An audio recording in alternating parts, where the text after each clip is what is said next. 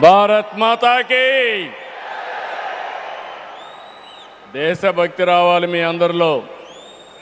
భారత్ మాతాకి, భారత్ మాతాకి,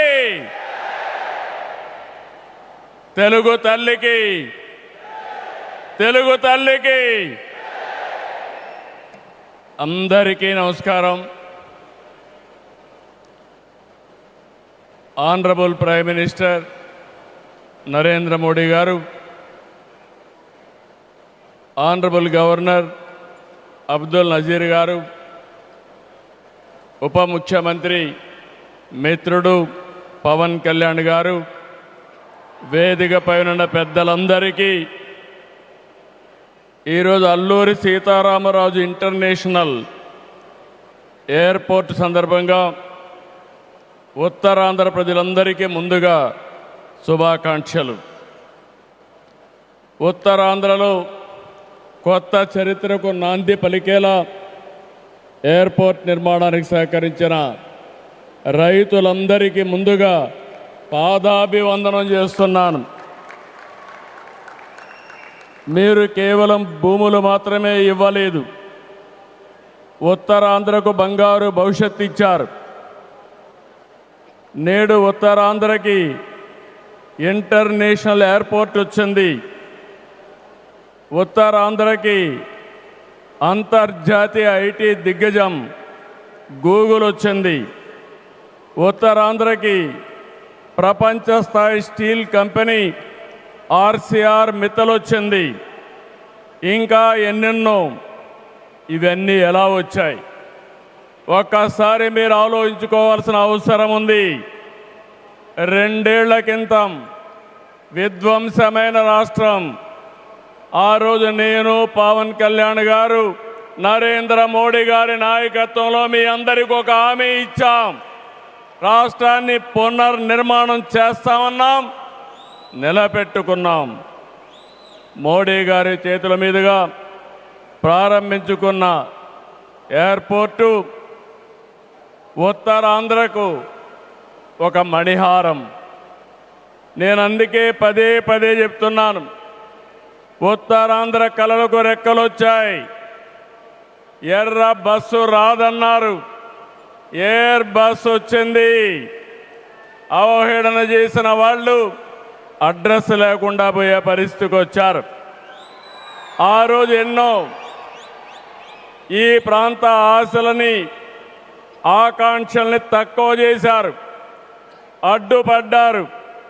అన్ని అధిగమించాం.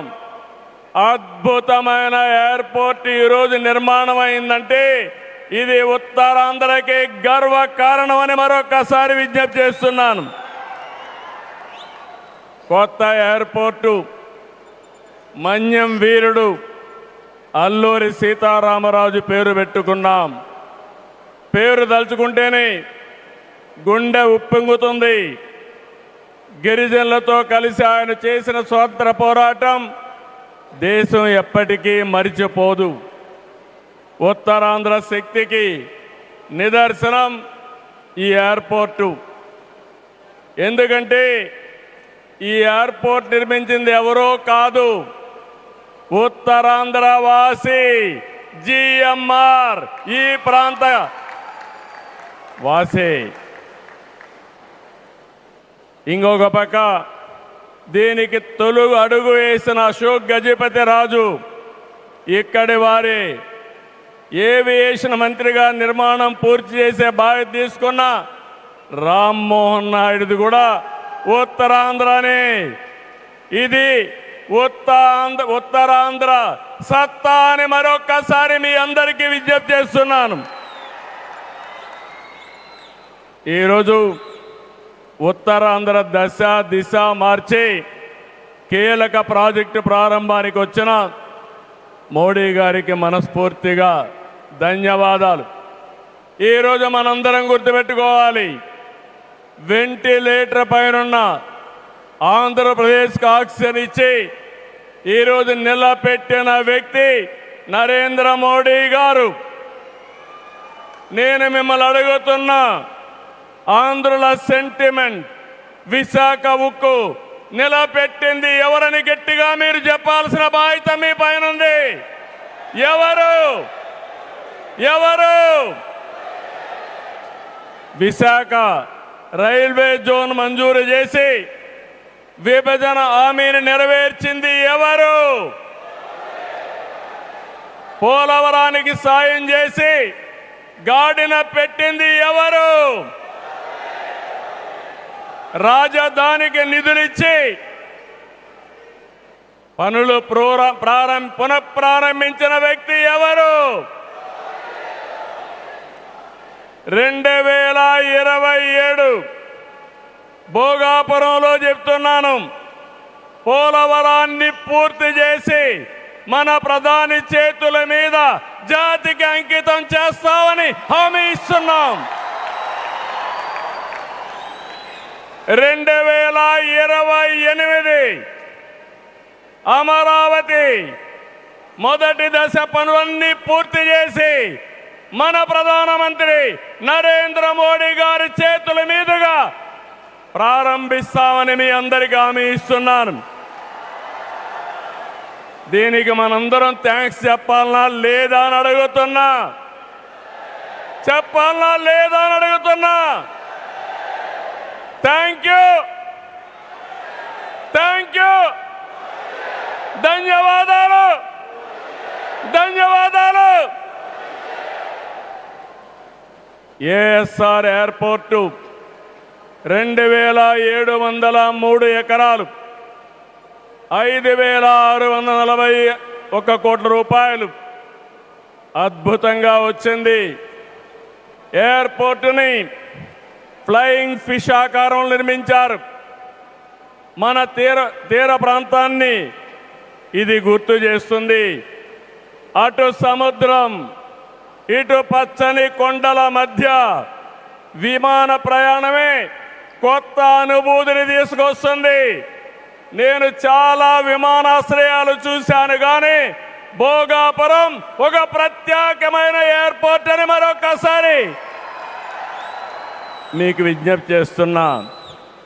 ఎయిర్పోర్ట్లో అడుగడుగున తెలుగు కళలు, సంస్కృతి కనిపిస్తున్నాయి.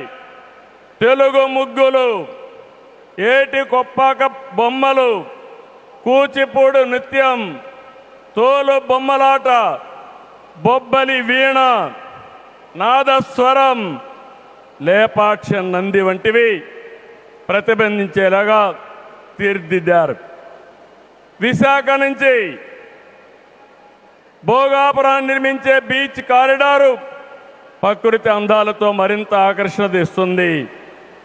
గ్లోబల్ ఏరోస్పేస్ ఏవియేషన్ హబ్కి GMR Mansas aviation university, ASIP semiconductor ప్రాజెక్టుకు శంకుస్థాపన చేసుకున్నాం. జిఎంఆర్ విఎఫ్ స్కిల్ డెవలప్మెంట్ సెంటర్కి ప్రారంభించుకున్నాం. శంషాబాద్ ఎయిర్పోర్టుతో తెలంగాణ దశ దిశ మారింది. భోగాపురం ఎయిర్పోర్టుతో ఉత్తరాంధ్ర దశ దిశ మారుతుంది. 2015లో ఆనాడు ప్రధానమంత్రిగా ఉన్న నరేంద్ర మోడీ గారి నాయకత్వంలో ప్రకటన చేశాం. 19లో అనుమతులు తెచ్చి శంకుస్థాపన చేశాం. భోగాపురానికి నాడు కొబ్బరికాయ కొట్టింది మనమే, నేడు గుమ్మడికాయ కట్టింది మనమే. గుర్తుపెట్టుకోమని కోరుతున్నాను. ఈ 2 ఏళ్లలో ప్రధానమంత్రి గారి సహకారంతో ఉత్తరాంధ్రలో 189 ప్రాజెక్టులకు సంబంధించి 6,13,00,000 పెట్టుబడులు. ఇవి పూర్తయితే 5,57,000 మందికి ఉద్యోగాలు వస్తాయని మీ అందరికీ విజ్ఞప్తి చేస్తున్నా. ఉత్తరాంధ్రలో వచ్చే 3 ఏళ్లలో 2,784 కోట్లతో 8 ప్రధాన సాగునీటి ప్రాజెక్టులు పూర్తి చేస్తాం. ఇది కాకుండా 65 సంవత్సరాలుగా పెండింగ్ ఉన్న నేరేడు బ్యారేజీని కేంద్రం క్లియర్ చేశారు. దశాబ్దాల కలని నిజం చేస్తాం. ఈ నెల 14వ తేదీన గోదావరి నీటిని ఉత్తరాంధ్రకి ముఖ్యంగా అనకాపల్లికి తీసుకొచ్చే బాధ్యత ఎన్డీఏ ప్రభుత్వం తీసుకుంటాం. Godavari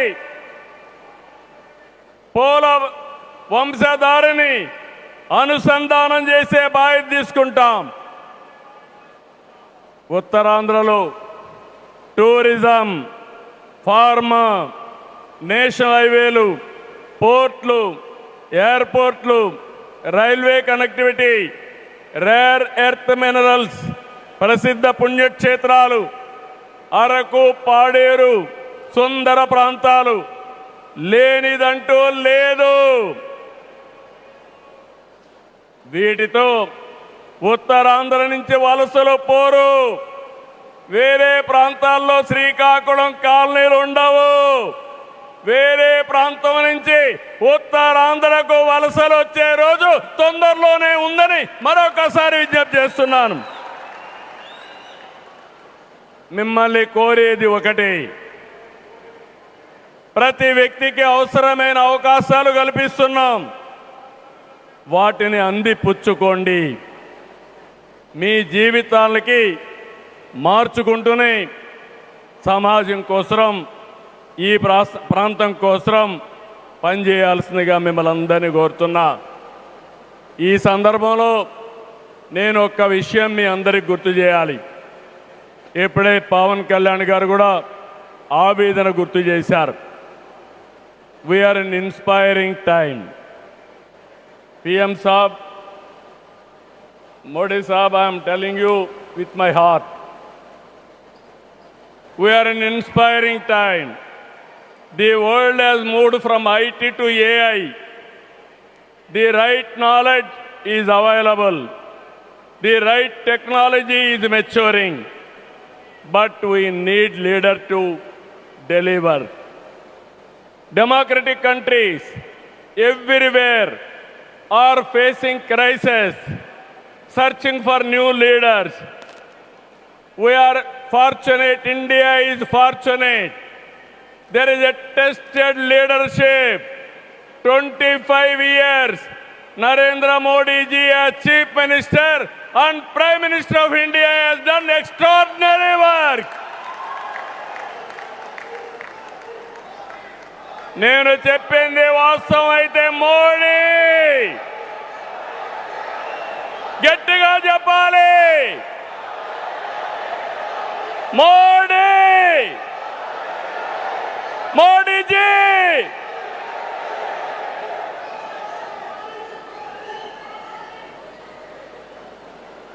He is the only one leader in the democratic world with the knowledge, the technology and the ability to carry 144 crore people and make this nation forward. For the last 12 years, all of us have to compare tremendous track record, digital public infrastructure. Today I can say proudly, world largest transactions, digital transactions are happening not in America, not in China, but in India. That is the credit Narendra Modi ji has done. Financial inclusion, Jan Dhan, yes, Modi, louder. Second, financial inclusion, ordinary man, JAM. It is a historical moment. Without corruption, any benefit is going to the last mile, that is DBT. Nowhere in the world, in India it has been established. Infrastructure, You have seen Bhogapuram. Like this, so many airports. National highways, I can say proudly, nowhere in the world our national highways can beat. Railways, yesterday, high-speed trains are coming. And also, green hydrogen train has come in India. First time, that is what Narendra Modi ji. Ports, metros, green energy. Nobody dreamt 500 gigawatts of green energy. Surya Ghar. And also, he promoted green energy like anything. GST is a breakthrough reform. Welfare, every poor person house, Ayushman Bharat, LPG, JJM, through JJM, every home he wanted to give tap water.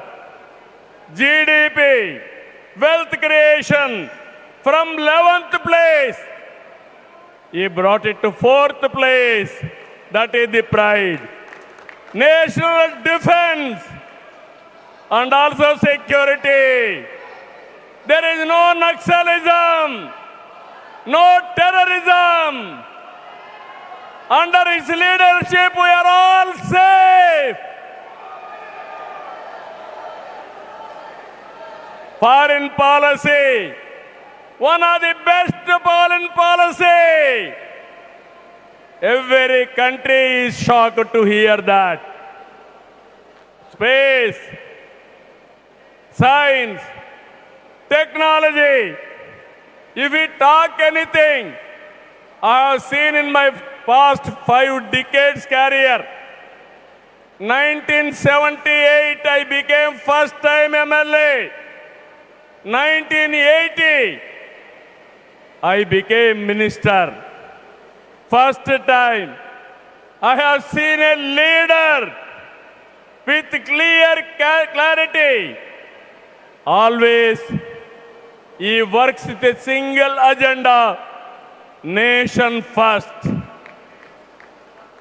I am asking one thing, how many leaders with dedication they have worked? In my experience, only one leader, that is Narendra Modi, has done extremely good work.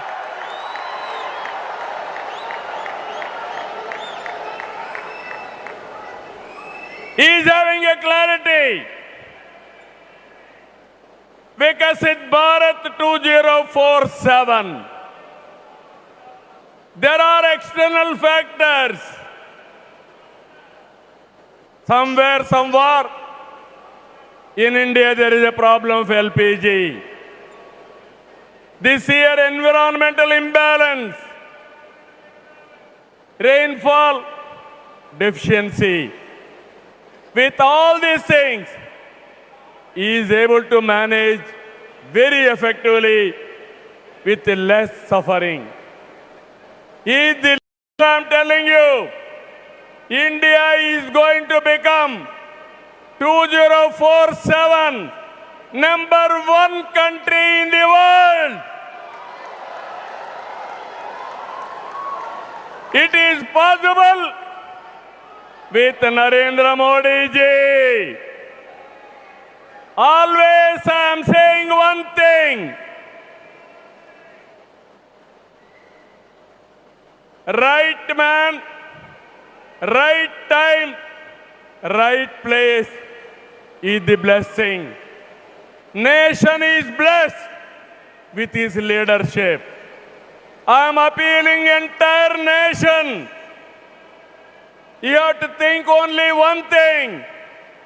Without Narendra Modi ji, we cannot imagine 2047. He is the tallest leader in the world. If we go to any country, everybody is respecting. That is the pride he brought for the nation. Hands off to him. All of us has to stand with him. గట్టిగా లేచి నిలబడుకొని సంఘీభావాన్ని తెలియజేయండి.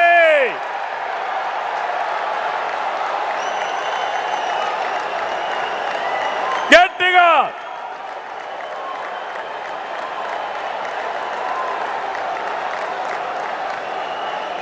It is our responsibility, our commitment for the nation. Nation first, persons next. So I am very happy.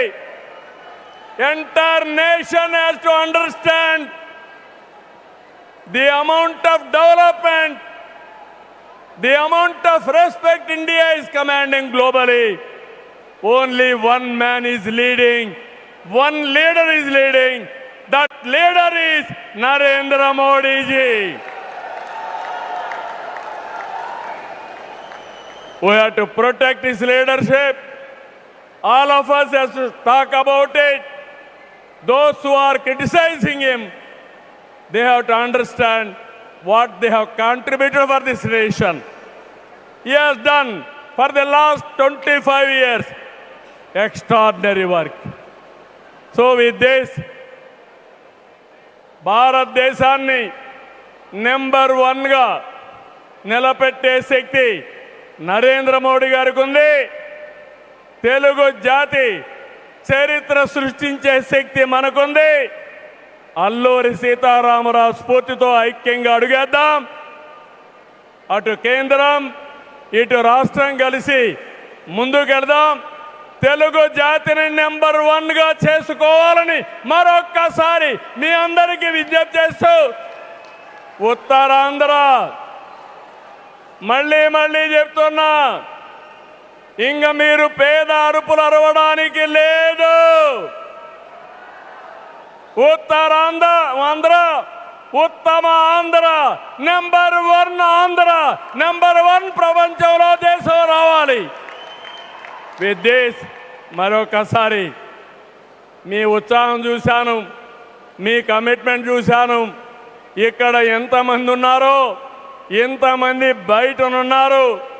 ఈరోజే మన గిరిజన పిల్లలు Dhimsa dance చేసి Guinness record తెప్పించారు, వరల్డ్ బుక్ ఆఫ్ రికార్డ్స్ తెప్పించారు.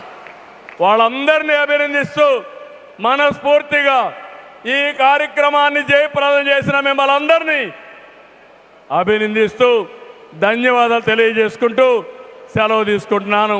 జై భారత్, జై తెలుగు తల్లి, జై హింద్.